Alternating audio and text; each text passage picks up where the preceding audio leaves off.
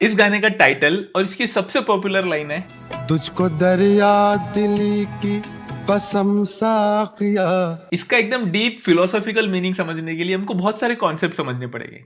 जैसे कि साकी का लिटरल मीनिंग होता है शराब पिलाने वाला, पर यहाँ कोई शराब वराब की बात नहीं हो रही। तो साकिया किसे कह रहे हैं यहाँ पर, और दरिया दिली की कसम क्या होती है, किसको दरिया दिली की कसम दी जा रही है।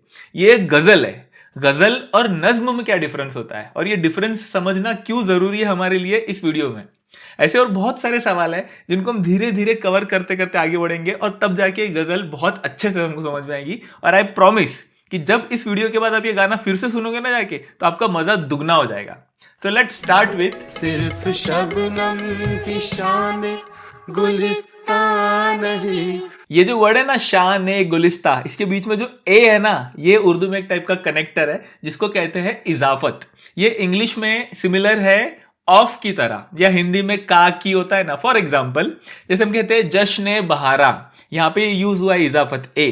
तो जश्न बहारा का मीनिंग होता है सेलिब्रेशन ऑफ स्प्रिंग, या फिर हम कहते हैं सजा ए मौत, तो पनिशमेंट ऑफ डेथ। तो जब भी ये ए आता है ना, इसका मतलब होता है इंग्लिश के ऑफ की तरह होता है। ऐसे ही एक और कनेक्टर है जो अगली ही लाइन में यूज किया जाता है, शोला गुल का भी दौर चलता रहे। शोला ओ गुल, जो बीच में ओ है ना, वो भी एक टाइप का कनेक्टर है, and it is similar to English में जो यूज होता है ना एंड, उसके लिए। फॉर एग्जाम्पल, दिल ओ दिमाग, मतलब दिल और दिमाग दोनों में।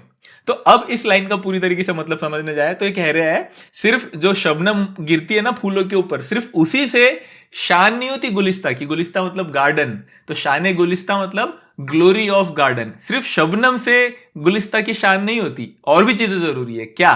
शोला ओ गुल, शोला मतलब आग, फायर, और गुल मतलब फ्लावर। तो उजड़ना, सवरना, फिर से बाहर आना, ये भी दौर जरूरी है। इसलिए शोला और गुल का भी दौर चलता रहे। जैसे हम लोग पतझड़ के बाद जब बाहर का मौसम आता है तो हम उसको सेलिब्रेट करते हैं, जिसको हम जश्न बहारा बोलते हैं ना, कहने को जश्न बहारा है। तो अगर पतझड़ हो ही ना, मान लो साल भर सिर्फ बाहर ही बाहर है, तो कौन सेलिब्रेट करेगा उसको। इसलिए इस जिंदगी में उतार चढ़ाव, सुख दुख दोनों जरूरी है। उसी से ये जिंदगी जीने में मजा आता है, ये उसकी खूबसूरती बढ़ाता है। सिर्फ शबनमी शान गुलिस्ता नहीं, शोला और गुल का भी दौर चलता रहे। ऐसे ही ना एक बहुत बढ़िया शेर है इसी टॉपिक के ऊपर के, खुशी ही शर्त नहीं लुत्फे जिंदगी के लिए, मताए गम भी जरूरी है आदमी के लिए। सिर्फ खुशियां ही खुशियां रहेगी, कभी गम नहीं आएंगे, तो खुशियों का इंपॉर्टेंस नहीं रहता। इसीलिए इस गाने में अगली लाइन आती है कि अश्क भी चश्मे पूर्णों से बहते रहे और दिल से धुआं भी निकलता रहे। अब ये जो पतझड़ लाना है या बाहर का मौसम लाना है, ये सब कौन करते रहता है, किसके कब्जे में ये सारा कंट्रोल? तेरे कब्जे में है ये निजामी जहां। निजाम मतलब ऑर्डर या सिस्टम। तो इस जहां का सिस्टम जिसके कब्जे में है ना, अगर वही चाहे तो तू जो चाहे तो सहरा बने गुलसिता। सहरा मतलब डेजर्ट या बंजर जमीन, और गुलिस्ता मतलब बगीचा, हमने देखा है। तो एक डेजर्ट को, एक रेगिस्तान को भी बगीचे में तू कन्वर्ट कर सकता है, और वापस उसको रेगिस्तान में भी कन्वर्ट कर सकता है, क्योंकि इस जहां का सिस्टम तेरे हाथ में। आप समझ ही गए होंगे कि किसकी बात हो रही है। मैं एक्सप्लिसिटली नहीं बोलना चाहता, क्योंकि ये इश्क के ऊपर की एक गजल है। ये अपने महबूब के लिए बोला जा रहा है। आप अगर उससे इश्क करते हो तो वो आपका महबूब, ये आप उसके लिए बोल रहे हो। अगर आप उसके बंदे से इश्क करते हो तो इश्क में ना हम किसी को भी एलिवेट, उसका जो दर्जा होता है हम एलिवेट कर देते हैं सीधा डिवाइन लेवल पे। जैसे कहते हैं ना कि मेरा यार है रब वर्गा, तो आप किसी के भी लिए समझ लो कि जो भी मेरा महबूब है उसके कंट्रोल में सब कुछ है, वो चाहे तो सब कुछ हो सकता है। अगर उसने सिर्फ एक नजर देख लिया ना, हर नजर पर तेरी फूल खिलते रहे, हर इशारे पे मौसम बदलता रहे। तुझको दरिया दिली की कसम साकिया। साकी एक बहुत इंपॉर्टेंट कॉन्सेप्ट है पोएट्री में। इसके ऊपर मैं एक बहुत बड़ा डिटेल वीडियो बनाऊंगा, जिसमें मैं साकी से रिलेटेड सारे सॉन्ग्स बताकर उससे रिलेटेड सारे मेटाफर्स कवर करेंगे। जैसे हमने रंगरेज वाले वीडियो में किया था ना, रंगरेज से रिलेटेड सारी चीजें कवर की थी, वैसे ही। बट अभी के लिए आप इतना समझ लो कि साकी का लिटरल मीनिंग होता है जो शराब पिलाने वाला होता है। जैसे अगर हम कोई बार में जाए तो वहां पे जो हमको शराब पिलाता है उसको साकी कहते हैं। पर यहाँ पे कोई बार में नहीं जा रहा, कोई शराब वराब पीने की बात नहीं हो रही। इश्क में जब शराब पीने के बाद क्या होता है, शराब पीने के बाद आदमी नशे में रहता है, उसको बाहर की दीनों दुनिया का कुछ खबर नहीं रहती, वो होश नहीं रहता उसको कि बाहर क्या सही है, क्या अच्छा लगेगा, क्या बुरा लगेगा, ये सबसे वो बेखबर हो जाता है। तो इश्क में भी इंसान का वही हाल होता है ना, कि अगर जैसे लैला मजनू का सीन था, उसे समझ में नहीं आता था सही गलत अच्छा बुरा, वो सही गलत के मैदान के बार पार जा चुके हैं वो लोग। तो ये जो नशा है, तुम ये जो नशे में रहते हो, ये नशा कहाँ से आया? ये नशा तुम्हारे महबूब से आया है, ये उससे इश्क करने पे तुम्हें मिला है।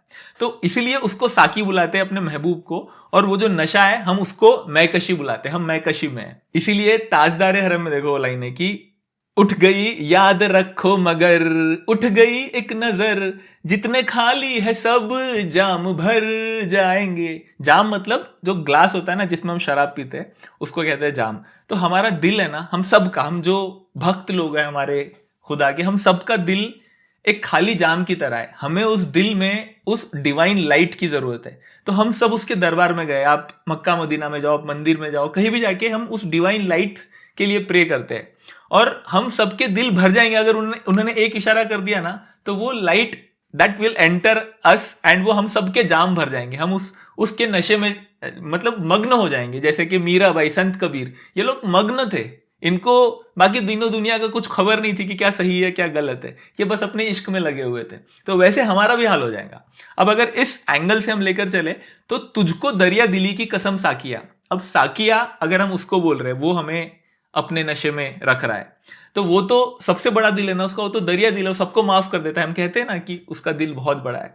तो तेरे उसी दरिया दिली की कसम है तुझे। कसम साकिया मुस्तकिल दौर पर दौर चलता रहे। अब मुस्तकिल मतलब कंटिन्यूअसली, एक के बाद एक। तो दौर पे दौर, जो अगर मान लो लिटरल इमेज कि मैं शराब पीने बैठा हूं और मैं अपने साकी को बोल रहा हूं कि ये जो तू नशा मुझे दे रहा है ना, सर्व कर रहा है, ये रुकने मत दे, एक के बाद एक राउंड चलते रहना चाहिए, चलते रहना चाहिए, ये नशा में गैप नहीं आनी चाहिए। तो कंटिन्यूअस दौर पे दौर चलता रहे, मुस्तकिल दौर पे दौर चलता रहे। अब ये तो वो बार वाला सिनारियो हमने इमेजिन किया, सेम सिनारियो मेटाफोरिकली आप उसमें इमेजिन करके देखो कि मैं वापस से होश में नहीं आना चाहता, मैं ये दुनियादारी में नहीं जाना चाहता, मुझे तो अपने ही धुन में मग्न रख। तो ये मुस्तकिल दौर पे दौर चलता रहे। रौनके मैकदा यूं ही बढ़ती रहे। मैकदा मतलब वो जगह जहां हम शराब पीने जाते हैं, ये इसका लिटरल मीनिंग है, मतलब बार या कोई भी जगह जहां शराब पीते हैं। अब इस केस में मैकदा, ये दुनिया मैकदा हो सकती है, या फिर हम किसी के दरबार पे जाते हैं, हमारे मुर्शिद के दरबार पे जाओ, या वो भी एक मैकदा हो सकता है, क्योंकि आप शराब नशे के लिए वहां जा रहे हो ना, उनसे डिवाइन लाइट लेने के लिए। तो बहुत सारे अलग अलग मीनिंग्स होते हैं मैकदा की। ये दुनिया अगर मैकदा है तो एक गिरता रहे एक संभलता रहे, कोई होश में आता रहे कोई गिरता रहे। जैसे पहले वाले हमने इसमें देखा था ना कि सिर्फ शबनम ही शान गुलिस्ता नहीं है, दोनों चीजें जरूरी है। वैसे यहाँ पे भी कोई गिरता रहे कोई संभलता रहे, दोनों चीजें होती रहनी चाहिए, तभी मैकदे की रौनक रहती है। अब इसी चीज का एक और मीनिंग हो सकता है कि तुझको दरिया दिली की कसम है साकिया, मुस्तकिल दौर पे दौर चलता रहे। मतलब ये जो जमाना है, आज जो जमाना है, ये जमाना चले जाएगा, कोई लोग आएंगे, कोई गुजर जाएंगे, कोई नए लोग आएंगे, बट ये जमाना एक के बाद एक चलता रहना चाहिए, इसको तू रुका मत। मुस्तकिल दौर पे दौर चलता रहे, एक के बाद एक जमाना आते रहे, ये दुनिया ऐसी ही चलते रहे। ये तेरे, क्योंकि तेरे ही कब्जे में है ना ये निजामे जहां, तो तू जो चाहे तो ये हो सकता है। इसलिए तेरे से रिक्वेस्ट है, तुझे दरिया दिली की कसम है कि तुझे दौर पे दौर चलाता रहे।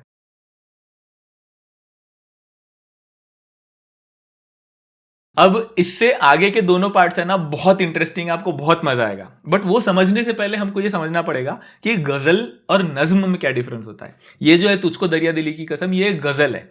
गजल में बहुत सारे शेर होते हैं, और ये जरूरी नहीं होता कि हर शेर एक ही थीम पे लिखा हो, या तीसरे शेर को समझने के लिए हमको दूसरा शेर समझना जरूरी है, ऐसा कुछ नहीं होता। हर शेर अपने आप में मुकम्मल होता है, मतलब अपने आप में कंप्लीट होता है, वो अपनी पूरी बात अपने आप में कह देता है, और वो कोई थीम पे नहीं होती। हो सकता है पहला शेर आशिक की मैयत पे लिखा हो, सेकंड शेर पॉलिटिक्स पे लिख दिया हो, थर्ड शेर नदी वदी पे लिख दिया हो, कोई टॉपिक की कोई बंधन नहीं होता, आजाद होते हैं। लेकिन नज्म जो होती है वो एक ही थीम पे लिखी जाती है, एक ही टॉपिक पे सारे शेर लिखे जाते हैं उसमें। तो वो ये डिफरेंस होता है गजल और नज्म में। अब हमको ये गजल है, अब हमको इसे समझना है, तो हम हर शेर को अलग अलग इंटरप्रीट करेंगे। जरूरी नहीं है कि हमने अगर भगवान से रिलेटेड बात कर दी तो बाकी शेरों में भी हम वही मीनिंग घुसाने की कोशिश करेंगे। हर शेर इंडिपेंडेंटली लिखा जाता है। अब गजल में एक और इंपॉर्टेंट चीज होती है, वो अपन लास्ट वाले पार्ट में देखेंगे, बहुत मस्त है। तो अब अगला शेर है कि इसमें खूने तमन्ना की तासीर है। देखो फिर से वही बात आ गई, खून ए तमन्ना मतलब ब्लड ऑफ डिजायर। तो एक चीज है जिसके बारे में बात कर रहे हैं, इसमें खूने तमन्ना की तासीर है। तासीर मतलब इन्फ्लुएंस या उसका इफेक्ट।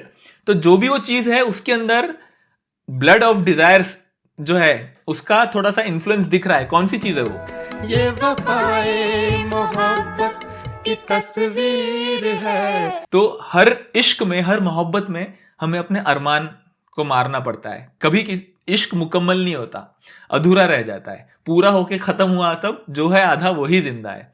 तो अधूरे इश्क में आपने अपने अरमानों को मारा है। अगर किसी चीज को मारेंगे तो उसका खून निकलेगा ना, तो वो जो खून है ना उसका आपको एक झलक, उसका एक असर दिखेगा मोहब्बत की अगर तस्वीर बनाई जाएगी तो इसलिए लिखा है कि इसमें खूने तमन्ना की तासीर है, ये वफाए मोहब्बत की तस्वीर है और ये तस्वीर बदले ये मुमकिन नहीं, रंग चाहे जमाना बदलता रहे।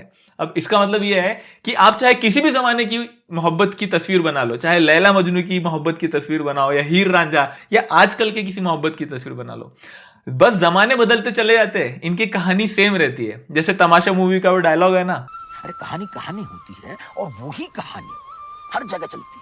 अयोध्या में, यूनान में, लैला मजनू, रोमियो जूलियट, अरे वही कहानी एक ही।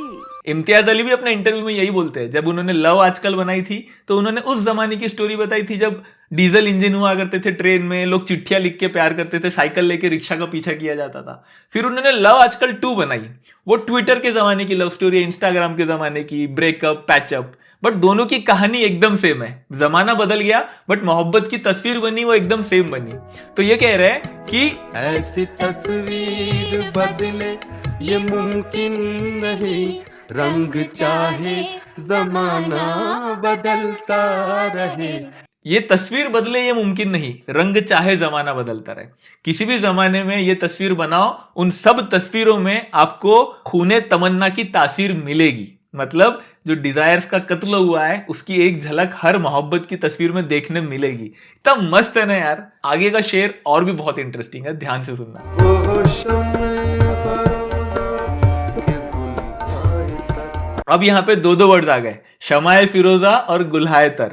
शमा मतलब कैंडल या लैम्प और फिरोजा मतलब बर्निंग या रेडिएंट, ग्लोइंग। तो शमाए फिरोजा मतलब बर्निंग कैंडल या ग्लोइंग लैम्प और गुल्हाए तर, गुल मतलब फ्लावर, फूल, और तर मतलब फ्रेश, तो फ्रेश फ्लावर्स। तो ये 2 चीजों की बात हो रही है कि एक तो जो बर्निंग कैंडल है वो, और दूसरे जो फ्रेश फ्लावर्स होते हैं उनके साथ क्या होता है दोनों के साथ, अगली लाइन में लिखा है। दोनों से जीनते अंजुमन है मगर, दोनों से जीनते अंजुमन है मगर। अंजुमन मतलब गैदरिंग, मीटिंग। वो जो गाना है ना रेखा का, इस अंजुमन में आपको आना है बार बार। जीनत मतलब श्रृंगार, डेकोरेशन या शोभा।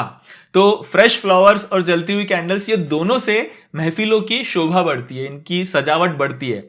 लेकिन ऐसा अपनी अपनी ये तकदीर है, कोई हो सेज पर कोई जलता रहे।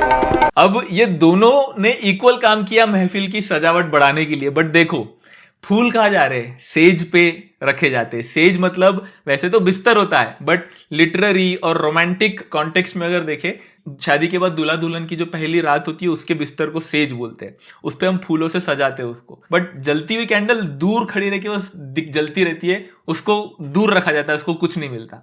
तो दोनों से जीनत अंजुम है, दोनों से महफिल की सजावट होती है। बट कितना डीप मीनिंग है, सोचो कि कोई वहां पर सेज पर है और कोई दूर से बस जल रहा है। कितना अलग अलग इंटरप्रिटेशन निकल सकते हैं इसके। और मैंने बोला था ना कि गजल की एक और खास बात होती है कि वो उसके लास्ट शेर में पता चलती है। तो ये इसका लास्ट शेर था। इसकी लाइन है पहली लास्ट शेर की कि ए सबा, दोनों की अपनी अपनी तकदीर है। तो हर गजल के लास्ट शेर को हम मक्ता कहते हैं और उसमें शायर का नाम होता है, पेन नेम होता है। तो यहाँ सबा जो है ना, ये शायर का नाम है जिन्होंने एक गजल लिखी है। इसलिए इससे हमको पता चलता है कि ये इस गज़ल का आखिरी शेर है। तो ये वीडियो यहीं तक था। आई होप आपको मज़ा आया होगा, और ऐसे ही वीडियोस देखते रहने के लिए आप प्लीज़ फॉलो करो और कमेंट करके बताना कि मुझे आपको वीडियो कैसा लगा। मैं मिलता हूँ आपको नेक्स्ट वीडियो में, तब तक के लिए है ना मस्त।